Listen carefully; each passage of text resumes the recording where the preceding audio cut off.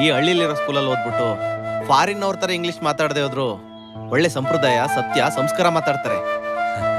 ಅಜ್ಜಿ ತಾತಂದ್ರ ಜೊತೆ ಆಟ ಆಡ್ತಾ ಕಲಿತಾರೆ. ಇಲ್ಲಿರೋರೆಲ್ಲ ಅಣ್ಣ, ತಮ್ಮ, ದೊಡ್ಡಪ್ಪ, ಚಿಕ್ಕಪ್ಪ ಅಂತ ಒಂದೇ ಕುಟುಂಬದವ್ರ ತರ ಬಾಳದ್ನ ಕಲಿತಾರೆ. ಹೊರಗಡೆ ಹೋಗಿ ಪ್ರಾಣಿ ಪಕ್ಷಿಗಳ ಜೊತೆ ಆಟ ಆಡ್ತಾ ಪ್ರಕೃತಿಯಿಂದನೇ ಪಾಠ ಕಲಿತಾರೆ. ಆದ್ರೆ ಸಿಟಿಲಿ ಮಕ್ಕಳು 10 hour school, 2 hour tuition, competitive exams, stress, pressure, ಆಳು ಮೂಳು ಅಂತ ಬದುಕೋದನ್ ಬಿಟ್ಟು ಎಲ್ಲಾನು ಕಲಿತಾರೆ. ಅವ್ರು ಆಟ ಆಡೋದು ಕೂಡ ಮೊಬೈಲ್ ಸ್ಕ್ರೀನಲ್ಲೇ. ಊಟ ಮಾಡುವಾಗ ಕೈ ಜಾರಿ ತುತ್ತು ಬಟ್ಟೆ ಮೇಲೆ ಬಿದ್ರೆ ಸಿಟಿ ಅವನ್ಗೆ ಬಟ್ಟೆ ಬೆಲೆ ಗೊತ್ತಿರ್ತದೆ. ತಕ್ಷಣ ನೀರ್ ತಗೊಂಡು ಬಟ್ಟೆ ಒರೆಸ್ಕೊಂತಾನೆ. ಆದ್ರೆ ಹಳ್ಳಿಯವನ್ಗೆ ಕೆಳಗಡೆ ಬಿದ್ದಿರೋ ಅನ್ನದ ಬೆಲೆ ಗೊತ್ತಿರ್ತದೆ.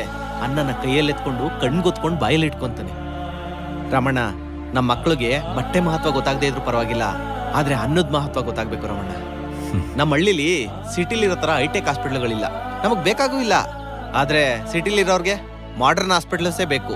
ಯಾಕಂದ್ರೆ ಅವ್ರ ಲೈಫ್ ಸ್ಟೈಲು ಮಾಡ್ರನೆ, ಅವ್ರಿಗೆ ಬರೋ ಕಾಯಿಲೆಗಳು ಮಾಡ್ರನೆ. ನಾವು ತಿನ್ನೋ ಆಹಾರನ ನಾವೇ ಬೆಳ್ಕೊಂತೀವಿ. ಒಳ್ಳೆ ನೀರು, ಗಾಳಿ, ನೆಮ್ಮದಿ, ಸಂತೋಷ ಇವುಗಳೇ ನಮ್ಮ ಮೆಡಿಸಿನು ರಮಣ. ನಮ್ಗೆ ಆರೋಗ್ಯ ಅನ್ನೋದು ಈ ಮಣ್ಣಿನಿಂದ ಬರುತ್ತೆ, ಜಿಮ್ ಮೆಂಬರ್ಶಿಪ್ ಇಂದ ಅಲ್ಲ.